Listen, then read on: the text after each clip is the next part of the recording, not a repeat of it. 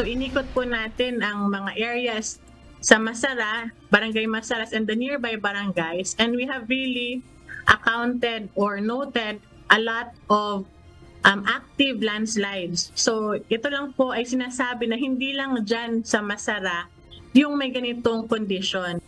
Maraming mga lugar sa Davao de Oro ang highly susceptible o malaki ang posibilidad na magkaroon ng landslide o pagguho ng lupa. Isa na rito ang Barangay Masara sa Mako, Davao de Oro kung saan naganap ang malawakang landslide sa probinsya noong nakaraang linggo. Paliwanag ng Mines and Geosciences Bureau Region 11, bukod sa matarik, malambot ang mga lupa sa lugar.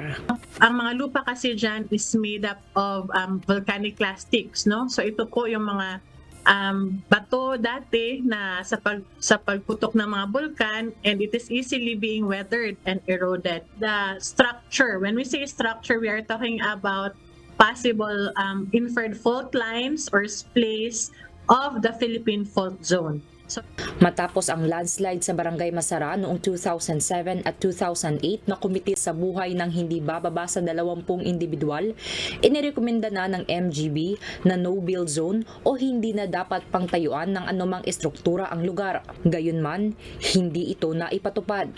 Masaklap na patunay nito ang mga biktima ng malawakang landslide sa barangay nitong nakaraang linggo.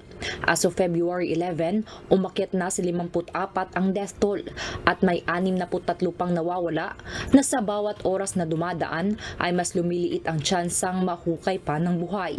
Ayon kay Davao de Oro 2nd District Representative Roel Peter Gonzaga, umuusad na ang investigasyon kung bakit hindi na ipatupad ang no-build zone sa lugar. Ngayon po, ongoing po yung investigation committee hearing. Ayan, crisis committee, nagmamiting po sila.